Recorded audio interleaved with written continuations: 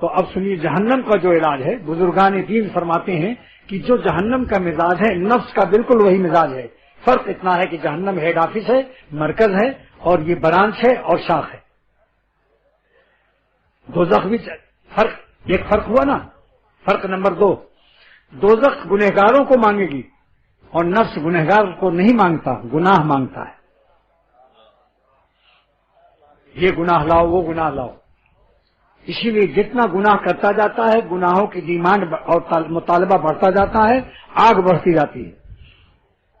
جو شخص سمجھتا ہے گناہ کر کے دل کو سکون مل جائے گا، ایک دفعہ پیٹ بھر کے خوب گناہ کر لیں اور پھر متقی ولی اللہ ہو جائیں، یہ جاہل اور نادان ہے۔ کیوں؟ کیونکہ گناہوں سے کی آگ کو گناہوں سے بجھانے کا خیال یہ ایسا ہے جیسے پیخانے کو کوئی پیشاب سے دھوئے۔ پیخانہ لگ گیا، اب اس کو پیشاب سے پاک کر رہا ہے۔ بتاؤ، دو ناپاک کا مجموعہ ٹوٹل بڑھے گا یا نہیں؟ پیشاب سے وہی گو پیخانہ اور پھیل جائے گا۔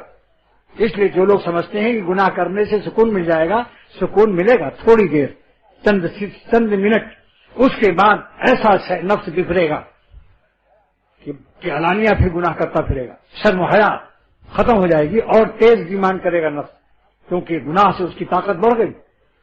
نفس کو گناہ کی طاقت اور وٹامن مت کھلاؤ، اتنا کھلاؤ جس سے زندہ رہے۔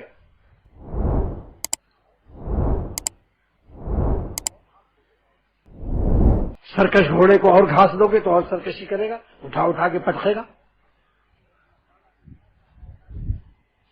تو اللہ تعالیٰ نے اس کا کیا علاج کیا؟ حکیم الامت مجدد ملت مولانا اشرف علی صاحب دادا پیر رحمۃ اللہ علیہ فرماتے ہیں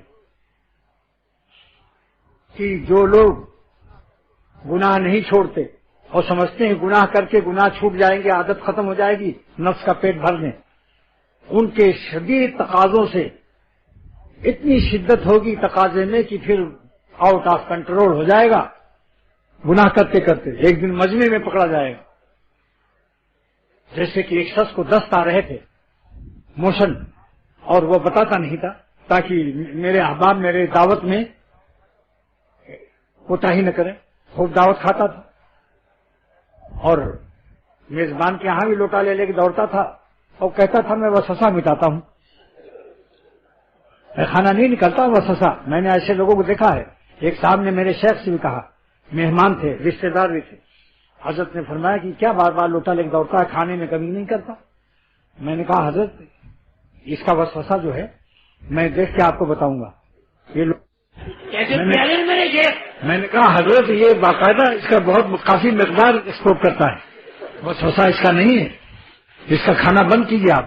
مجھ سے جب تک وہ رہے مجھ سے دشمن کی طرح مجھے دیکھتے رہے کہ یہ اس نے میرا بریانی پلاؤ کباب سب بند کرا دیا۔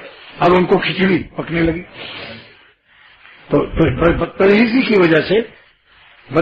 کی وجہ سے تقاضے میں شدت ہوگی۔ کچھ دن تو آپ چھپاتے پھریں گے اور لوٹا لے کے کیسی بدبو آ رہی، کیسی بدبو آ رہی، دیکھیں گے تو ان کا پیجامہ زرد رو ہو رہا ہے۔ کہیے صاحب یہ زرد رو کیسا ہے؟ ہاں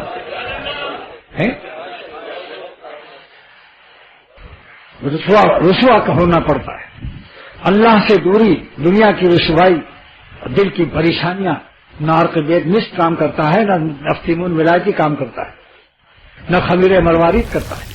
جو اللہ کے غضب و قہر کی نافرمانیوں سے اپنے حرام لذت کو کرتا ہے، واللہ قسم کھا کر اس مسجد کے ممبر سے کہتا ہوں اور محراب سے کہ اتنا دل بے چین اس کا رہے گا کہ ایک دن یہ خودکشی کر لے گا یا خود ہاتھ پھیر ہو جائے گا، کیونکہ اللہ جس سے ناراض ہوتا ہے اس کے دل کو سارے عالم کی مفرحات اور سارے عالم کے مسکنات کو نہ فرحت دے سکتے ہیں نہ سکون دے سکتے ہیں، کیونکہ سب اللہ کی مخلوق ہے، امر الہی کتابیں ہیں۔ خمیر مروارید ہو، خمیر ابریشم ہو، عقیقہ زبا ہو۔ کتنا پیارا شیخ خواجہ صاحب کا یاد آیا اس وقت رحمت اللہ علیہ کا، نگاہ اقربا بدلی، نگاہ اقربا بدلی، مزاج دوستاں بدلا۔ دعوے عشق کرنے والوں دیکھو ہر وقت نظر سے نظر ملا کر، نگاہ اقربا بدلی، مزاج دوستاں بدلا، نظر ایک ان کی کیا بدلی کہ کل سارا جہاں بدلا۔